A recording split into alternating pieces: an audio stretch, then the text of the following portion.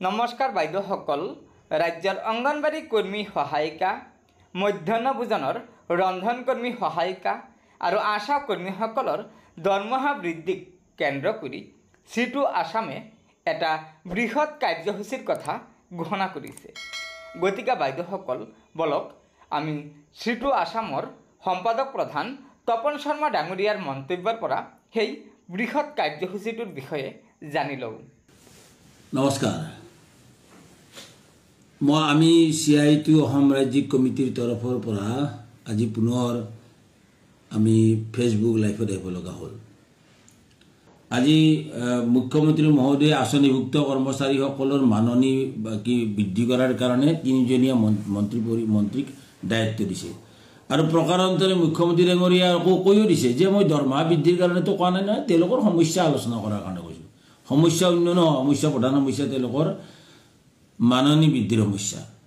অসম চৰকাৰে দৰমহা দিব পাৰিব বুলি মই নাভাবোঁ। দৰমহা দিলেতো অতিশয় ভাল পাম, কিন্তু দৰমহা দিব লগা হ'লেতো তেওঁলোকৰ চতুৰ্থ বৰ্গৰ সমানে দৰমহা দিব লাগিব আৰু এই দৰমহা গৈ পেলাই 18,000-ৰ পৰা 21,000 টকা হ'ব।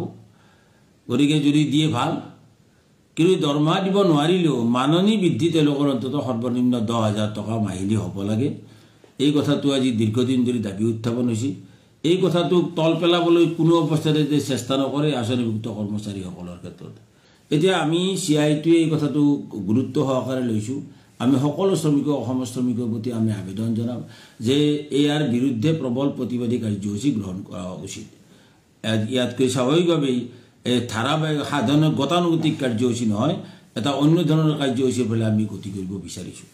আমি আজিৰ এই ফেচবুক লাইভৰ মাধ্যমেদি আমি জনাব বিচাৰিছোঁ অসম চৰকাৰৰ ওচৰতো আৰু আমাৰ সামাজিক মাধ্যমৰ ওচৰতো CITUৱে অহা 29 জানুৱাৰী তাৰিখে সমগ্ৰ অসমতে শ্ৰম বিষয়াসকলৰ কাৰ্যালয়ৰ সন্মুখত তেওঁলোকে অৱস্থান ধৰ্মঘট, পিকেটিং, ধৰ্ণা ইত্যাদি কাৰ্যসূচী ৰূপায়ণ কৰিব।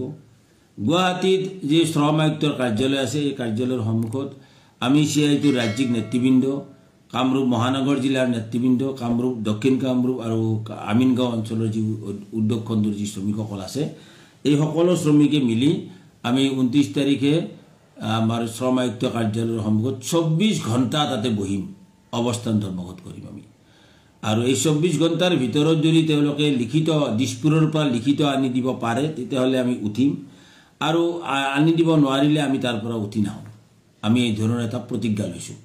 আমি শ্ৰম আয়ুক্ত কাৰ্যালয়ৰ সন্মুখত এই ধৰণে বহিম আৰু এই ন্যূনতম মজুৰিৰ ঘোষণাটো, চৰকাৰী ঘোষণাটো কেতিয়া কৰিব এই কথাটোকে আমাক লাগে।